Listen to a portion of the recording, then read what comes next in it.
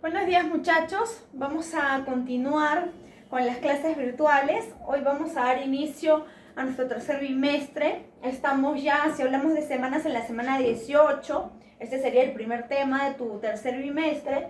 Y vamos a hablar pues hoy día de todo lo que corresponde al gran Napoleón Bonaparte y a lo que va a venir después de Napoleón, que va a ser el contexto de la restauración europea. Vamos a empezar primero hablando de Napoleón. Y para hablar de Napoleón vamos a recapitular. Recordemos que antes de que tú salgas de vacaciones, nosotros hablábamos de la Revolución Francesa, ¿no? De los cambios que va a lograr esta. Vimos que se va a dar la Declaración de los Derechos del Hombre y el Ciudadano, ¿no? Que se va a formar en Francia una república en manos luego del directorio, liderado por Paul Barras y como jefe militar Napoleón Bonaparte. Y vimos que esto pues evitó que los países extranjeros que ya habían formado, recordemos, la primera coalición, ¿no? ¿Quiénes eran estos? Austria, Rusia, Prusia, pues invadieran el territorio. Vimos que Napoleón Bonaparte se enfrentó a dos campañas, o desarrolló dos campañas, la de Italia, la de Egipto, mediante el cual en la campaña de Italia él se hace conocido, ¿no? Se hace respetar, se gana un nombre, y va a ser pues muy querido y apoyado, ¿no? Sobre todo por la clase burguesa. Él va a ser derrotado en la campaña de Egipto, sin embargo va a regresar y le va a dar un golpe de estado a Paul Barras, dándole fin a la Revolución Francesa. Hasta ahí nosotros habíamos visto, ¿no? Este fin de la Revolución Francesa va a dar inicio a esta era napoleónica, que va a durar entonces desde el año 1799 hasta el año 1814. Si nosotros quisiéramos hablar de la era napoleónica, diríamos entonces que inicia con el 18 de Brumario, que fue el golpe de estado realizado por Barras o el directorio, y que va a finalizar en el año 1814 con el exilio de Napoleón, que lo vamos a ver ahorita, ¿no? ¿Qué fue lo que sucedió? ¿Ya? Ahora, si hablamos de Napoleón Bonaparte, vamos a decir que su periodo digamos, de gobierno entre estos años se va a dar en dos etapas. La etapa del consulado y la etapa del imperio. Si hablamos de la etapa del consulado, decimos que esta va a durar de 1799 a 1804. Esta primera etapa, ¿por qué se va a llamar así? Porque va a estar conformada precisamente por tres cónsules: Sieyes, Ducos y Napoleón, siendo Napoleón Bonaparte el primer cónsul, ¿ya? Ahora, dentro de este periodo vamos a reconocer que Napoleón Bonaparte se hizo aún más conocido, se va a hacer respetar, ¿no? Él tenía en su cabeza que no solamente tenía que ser un militar, sino tenía que ser el mejor, el más conocido, el más respetado, y sobre todo tenía un objetivo: hacer de Francia un imperio. Y va a ser el único en la historia que va a lograr desordenar todo el mapa europeo y efectivamente cumplir su objetivo, ¿no? Convertir a Francia en un imperio, ¿ya? Vamos a ver qué pasó en el consulado. Primero, en el ámbito económico podríamos decir que crea el Banco Francés, ¿no? Para que el Estado maneje todos los, digamos que las entradas que va a tener Francia como país, como Estado. Ellos van a, o Napoleón Bonaparte va a buscar que todas las clases sociales sean tratadas por igual. No te olvides que cuando nosotros mencionábamos en la época del directorio, decíamos que la burguesía va a tener mucho que ver, y precisamente es aquí donde vamos a ver que Napoleón Bonaparte se va a ganar la simpatía de esta burguesía, ¿ya? Va a fomentar la educación superior. Entre ellos, por ejemplo, va a crear los liceos, que son las escuelas pues superiores, ¿no? Va a crear el Códice Civil de Francais, y este vendría a ser uno de los aportes importantes en el ámbito político. Pregunta de San Marcos, de Callao y de la Universidad de Villarreal. Esta de aquí, ¿no? El máximo aporte de Napoleón Bonaparte en el contexto del consulado: la creación del Códice Civil de Francais, o también conocido como Código Napoleónico o como el Código Civil de 1804. Cualquiera de los tres nombres es válido, ¿ya? Ahora, se va a enfrentar a la segunda coalición. ¿Quiénes conformaron esta segunda coalición? Inglaterra, Austria, Prusia, Rusia. Estos países ya van a tener que, o van a enfrentarse, de los cuales los dos, digamos, más oponentes, los rivales más fuertes van a ser Inglaterra y Austria. Austria se va a rendir en algún momento, ¿no? Incluso va a firmar pactos de paz o tratados de paz, mientras que Inglaterra va a seguir en pie hasta que va a ser obligada a firmar el Tratado de Amiens, ¿ya? Ahora, aquí, entonces, digamos que con eso se sellaría la derrota de la segunda coalición en este contexto, ¿ya? Si hablamos de la política exterior, mencionaríamos a la firma del Concordato de 1801 con el Papa Pío VII. ¿En qué consistía este concordato? Napoleón le propone a Pío respetar su poder, ¿no? Tú te encargas de la iglesia, de todos los requerimientos de la iglesia, y del aspecto político, económico, social me encargo yo. Entonces Pío VII se queda tranquilo porque es un pacto donde no le está restando poder, al contrario, ¿no? Están llegando, como diríamos, a una igualdad, ¿ya? Sin embargo, este concordato va a ser roto y ahorita vamos a ver qué pasó. En el ámbito también de la política exterior encontraríamos que vende el territorio de Luisiana. Luisiana era un territorio que había sido cedida a la España de los Borbones y que había sido recuperada nuevamente por Francia, y que ya en la época de Napoleón Bonaparte ese territorio tenía aproximadamente 200 millones de kilómetros cuadrados. Él se le va a vender a Estados Unidos, quien tenía intenciones porque le permitía la salida al río Mississippi, y entonces se le va a vender por kilómetros cuadrados, como si fuera cualquier territorio, cualquier terreno, ¿no? Se menciona que es aproximadamente de $7.40 el kilómetro cuadrado, ¿no? Entonces, esto va a ser un hecho pues que va a, digamos, a descabellar, va a ser una idea descabellada dentro de los nobles en Francia, pues es un territorio muy importante. Ahora, ¿cómo va a acabar este periodo del consulado? Decíamos que él firmó con el Papa Pío VII, ¿no? Yo respeto tu poder. Y entonces, basándose en eso, le va a pedir a Pío VII que lo nombre emperador. Y él va a aceptar. Y es más, se siente orgulloso, pues, ¿no? Napoleón Bonaparte está pidiéndome que lo nombre emperador. Está reconociendo que yo tengo más poder que él, porque le voy a otorgar ese cargo. Y realiza la ceremonia perfecta en una de las catedrales más bellas de Francia, que va a ser la Catedral de Notre Dame. Es en esta catedral donde va a ir pues todo el pueblo esperando, porque Napoleón ya era querido, ya era conocido, respetado, ¿no? Y se menciona que cuando el Papa estaba a punto de coronarlo, Napoleón Bonaparte le arrancha la corona y se la coloca él mismo. Lo humilla, porque lo peor es que todo el pueblo se levanta, aplaude, ¡viva Napoleón Bonaparte! ¡Viva el gran corso! Y entonces el Papa se queda, ¿no?, anonadado, humillado a un costado, y eso es algo que no se lo va a perdonar, y que ahorita vamos a ver que en la época del Imperio se va a convertir en la piedra en el zapato de Napoleón Bonaparte. ¿Qué sucede entonces? Se va a poner fin a la etapa del consulado y se va a dar inicio a la etapa imperial, que va a durar 10 años, de 1804 a 1814. ¿Ya? Nosotros tenemos aquí nuestro mapita europeo. Vamos a ver, ¿no? Si hablamos de Napoleón Bonaparte y hablábamos del mapa de aquel entonces, más o menos tenía esta forma y esta división, ¿no? Encontrábamos a Portugal, a España, a Francia, los Países Bajos, Dinamarca, Noruega, Suecia, Gran Bretaña, ¿no?, junto con Irlanda, el CIR, el Sacro Imperio Romano Germánico, Prusia, el Imperio Austriaco, Imperio Ruso, esta parte de aquí, que va a ser el Ducado de Varsovia, el Imperio Otomano, los estados italianos, norte de África, y aquí tenemos el mar del comercio, el más importante, el Mediterráneo. Aquí en la parte superior encontraríamos el mar del norte, ¿no? Si tú gustas lo vas a notar, ¿ya? Si es que dibujas tu mapita, y si no, no te olvides de recordar, este es el mar del norte. Entonces, aquí tendríamos nosotros, ¿no? ¿Qué sucedió? Inicia el imperio y vamos a decir que él se va a enfrentar a la tercera coalición conformada por Austria, Prusia y Rusia. Esta tercera coalición va a determinar 3 batallas importantes que yo te las voy a marcar. La batalla de Ulm, una batalla que se recuerda porque va a ser un enfrentamiento contra Austria, y Austria le va a pedir ayuda y apoyo a Rusia. El detalle es que no se van a poner de acuerdo, y Austria va a manejar el calendario, ¿no?, otomano, y Rusia el calendario ortodoxo. Lo cierto es que cuando Rusia llega, ya Austria había sido derrotada, y Napoleón Bonaparte pues incluso va a burlarse, ¿no? Te entrego tu espada, tu libertad, ¿no?, y tus soldados, le dice, ¿no?, como símbolo que lo ha derrotado. En esta batalla de Ulm derrota a Austria. Pero aquí, en este combate de Trafalgar, vamos a ver nuevamente la superioridad de Inglaterra. Y esta batalla este combate es el que le va a permitir a Napoleón Bonaparte darse cuenta que Inglaterra va a ser un hueso duro de roer, que no va a ser sencillo derrotarlo. Recuerda que ya lo derrotó en la campaña de Egipto.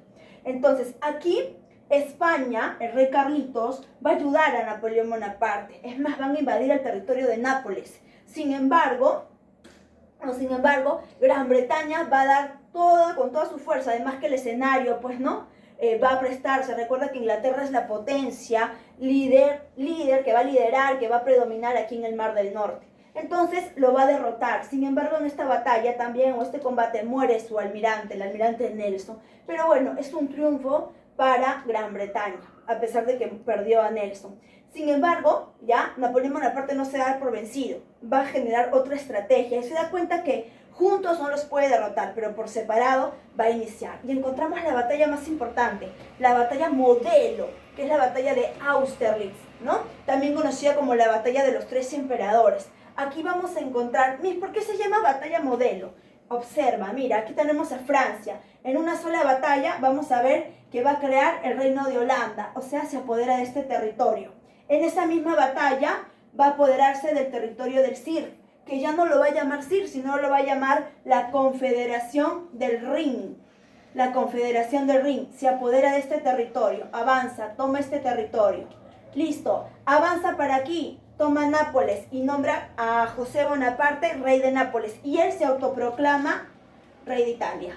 O sea, en una sola batalla se apodera de Europa central.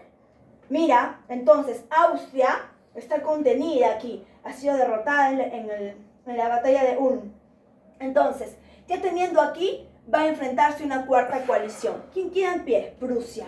Prusia va a enfrentarse a Francia y va a ser derrotado en la batalla de Jena. Aquí avanza y entonces toma el territorio. Observa lo que está haciendo Napoleón Bonaparte. Mira, tiene el territorio de Francia y va avanzando y va teniendo todo este territorio. ¿Qué cosa acuerda aquí? ¿Cómo logra invadir Prusia? Porque hace un acuerdo con el zar Alejandro. Alejandro sabe que Napoleón está con un afán expansionista, entonces mejor unirse al enemigo. Y prometen dividirse el ducado, ese territorio de aquí, el ducado de Varsovia, ¿no? Promete reducir el territorio de Prusia y Rusia acepta, ¿no? Es la solución que le queda. Ahora, Carlitos era aliado de Francia. Ahora sí, ya tiene Europa Central, está listo y dispuesto para derrotar a Inglaterra. Y por eso es que va a generar el bloqueo continental. No podía derrotarlo militarmente. Pero entonces, ¿cómo hago para sacar a ese enemigo de mi camino? Va a ordenar un bloqueo. ¿Qué significaba esto? Que ningún país de Europa podía comercializar con Inglaterra. ¿Quién se va a poner? Portugal. Portugal dice, ¿por qué yo tengo que obedecer? Tú mandas en tus territorios, pero yo mando el mío. ¿Y quién crees que lo apoya? El Papa. Recuerda que el Papa se va a convertir pues en la piedra en el zapato. Apoya la decisión de Portugal. Entonces, Francia le va a decir, amigo Carlitos, ayúdame por favor. Permíteme pasar a solucionar un asuntito con Portugal. Y el zar le advierte y le dice, Carlitos, tú lo dejas pasar y se va a quedar con tu territorio. Pero Carlitos le dice, Napoleón, no te vas a quedar con mi territorio, ¿cierto? Pasas y te retiras, ¿verdad? Todos le advierten, él no quiere escuchar.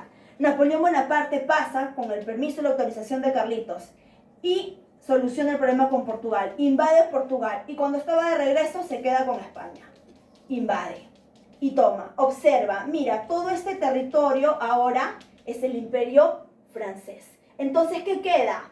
Aquí, Austria. Austria lo ha derrotado, pero no ha logrado sacarlo de su camino. Se van a enfrentar en la batalla de Wagram. No solamente la derrota y obliga a Austria a firmar el Tratado de Schönbrunn, donde Austria reconoce las conquistas de Napoleón, sino que se casa con la heredera al trono, Josefina. María Luisa, ¿no? Y Josefina, su esposa, él deja al amor de su vida por estrategia y se casa con María Luisa. Entonces ya tiene todo el territorio. Ahora sí, a Inglaterra la tiene neutralizada, ninguno puede comercializar. Va al imperio ruso, aquí, el imperio ruso. Y aquí iniciará su desgracia, el imperio ruso. ¿Qué significó aquí? El inicio del fin. Porque el zar va a permitir que él ingrese, pero recuerda que Rusia tiene el invierno más frío del mundo. Entonces, ¿qué hace Rusia? Rusia le tiende una trampa. Cuando Napoleón Bonaparte se dirige con todo su ejército, no cuenta con que estaban en pleno invierno.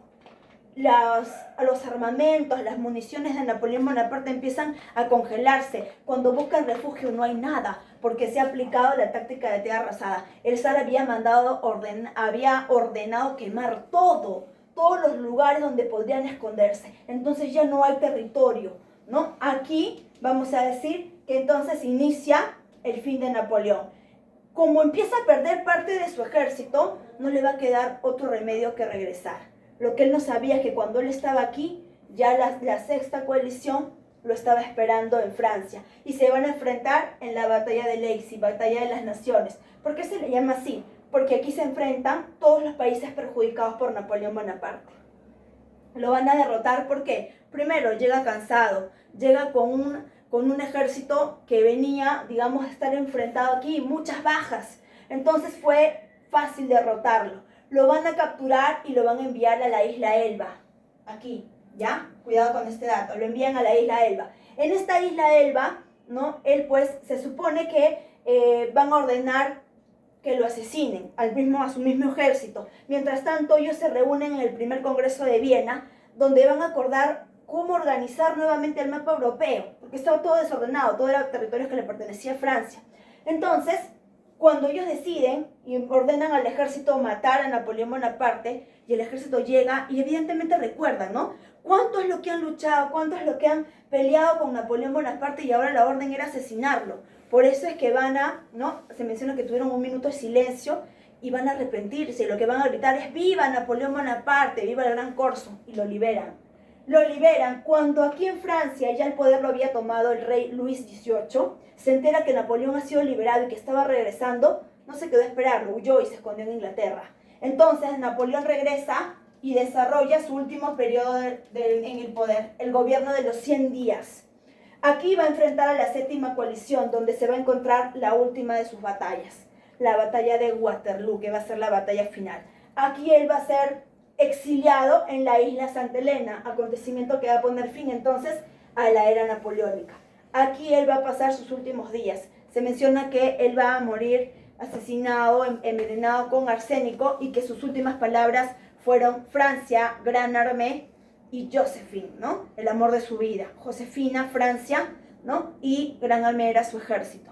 Entonces, de esa manera termina la era napoleónica. Vamos a ver qué sucede después. Ahora, entonces, ya con Napoleón muerto, ¿no? Los países europeos se van a organizar en lo que nos vamos a llamar restauración europea, ¿no? ¿Qué significó esto? La supresión de todas las conquistas. Chicos, no solamente conquistas territoriales, sino también las ideológicas. Y ellos van a buscar retroceder hasta antes de la Revolución Francesa. Ellos consideraban que si no se hubiera dado la Revolución Francesa, todo seguiría como antes, con unas monarquías absolutas, sin buscar la división de los poderes. Ellos van a promover regresar al absolutismo, ¿no? Entonces, por eso decimos supresión de todas las conquistas territoriales e ideológicas conseguidas por la Revolución Francesa y el Imperio Napoleónico. En otras palabras, ¿qué clase social se va a perjudicar con esto? La burguesía. ¿Ya? Aquí van a participar los países de Austria, Rusia, Prusia, Inglaterra y Francia. Recordemos que la primera reunión del Congreso de Viena va a ser interrumpida cuando Napoleón regresa, ¿no es cierto?, después de haber sido encerrado en la isla Elba y ejerciendo pues el gobierno en los 100 días. Ahora, esta restauración, estos países van a estar conformados pues en Austria, el rey era Francisco II y vamos a encontrar a Metternich, personaje importante, el gran artífice del Congreso de Viena. A Rusia encontramos el zar Alejandro, en Prusia a Federico III, en Inglaterra a Wellington y en Francia, evidentemente, el rey Luis XVIII y Talleyrand, que va a ser el ministro, quien se va a encargar de ejecutar todas las decisiones. Bajo estos 4 principios, legitimidad, ¿qué significaba esto? Que todo rey que gobernara en los países europeos tenía que ser propio del territorio, es decir, gobierna España, tenía que haber nacido en España, en Francia, francés, en Estados italianos, pues, ¿no? ¿Por qué? Porque Napoleón recuerda que él no era francés, él había nacido en Córcega, por eso le dicen el Gran Corso, ¿no? Y Córcega pertenecía en aquel entonces a las islas italianas, entonces ya ahora en la actualidad pertenece a Francia, es una isla que pertenece a Francia, pero por eso ellos van a promover este principio. Absolutismo, manejar el poder bajo una sola persona, el derecho divino. Equilibrio, quiere decir, ¿no?, que tú podrías querer expandirte, que tenías todo tu derecho, pero no aprovechándote o invadiendo los países vecinos. Intervencionismo, que si se levantaba cualquier movimiento revolucionario, pues todos los países europeos eran encargados, sobre todo ellos, de intervenir y aplacar esa revolución. Por lo tanto, se van a reunir en el Congreso de Viena para buscar estas 2 cositas. Primero, restablecer las fronteras de Europa. Segundo, acabar con los movimientos liberales, aquellos que van a ser promovidos por la burguesía, pues, ¿no? Ahora, este Congreso de Viena va a ser ejecutado aquí, en la Santa Alianza. ¿Cuál va a ser su objetivo? Asegurar la obra del Congreso de Viena. Aquí ya no participan los 5 países, solamente 3, Rusia, Austria y Prusia. Sin embargo, Inglaterra se va a unir a ellos y van a formar la cuádruple alianza. ¿Para qué se une? Porque Inglaterra quería la tutela de Francia, quería tener el control, el dominio. Es más, aquí se menciona que con este Congreso de Viena, algunos historiadores consideran que el máximo logro de este Congreso va a ser el mapa europeo de 1815, donde el país más perjudicado va a ser Francia y el más beneficiado Inglaterra, porque no perdió sus dominios. ¿Ya? Ahora, aquí Inglaterra entonces quiere tener la tutela de Francia y se va a unir a ellos y forman la cuádruple alianza. Esta cuádruple alianza se va a reunir en este Congreso de Aquisgrán. Ojo, ¿ya? Importante. ¿Para qué se reúnen en el Congreso de Aquisgrán? Porque con ello van a formar la quíntuple alianza. Francia se une a ellos. No puede permitir que Inglaterra pues domine y controle sus territorios. Y ya como los 5 nuevamente están reunidos, se van a llamar quíntuple alianza. ¿Quién va a promover todo esto? Alejandro es quien le va a poner la Santa Alianza. Consideraba que ellos eran como la Trinidad, ¿no? Sagrada esa reunión. Entonces, ya los 5 van a reunirse en el Congreso de Verona, que es lo que sobresale aquí. ¿Cuál es el objetivo? Evidentemente entre ellos no se pueden invadir, pero quieren ayudar a España, tienen una idea maravillosa y quieren ayudar a España, ¿no? A recuperar los antiguos territorios que había tenido en América. Pero ya en aquel entonces, en Estados Unidos, encontramos como presidente a Monroe. Y Monroe le va a decir un momentito, ¿no? Restauración europea, genial, con tus principios, ¿no? Todo está perfecto, yo te apoyo, pero un momento. América, para los americanos. Monroe estaba cuidando sus futuras colonias y no va a permitir que los europeos nuevamente ingresen a tener control bajo estos territorios. Y de esta manera entonces tendríamos la restauración europea. Vamos a desarrollar tu libro rapidito, todos con su libro que me imagino que lo tienes a la mano, la página 263. La pregunta número 1 nos dice, el bloqueo continental que ordenó Napoleón tenía como propósito, facilita la E de enano, ¿no? Anular la actividad comercial inglesa. En la 2, en el expansionismo territorial y proceso hacia la consolidación industrial, ahí sería pues evidente B de beso, ¿no? Rechazo al bloqueo continental. En la 3, obra jurídica, Código Civil de 1804. En la 4 te dice, principal potencia europea, Reino Unido.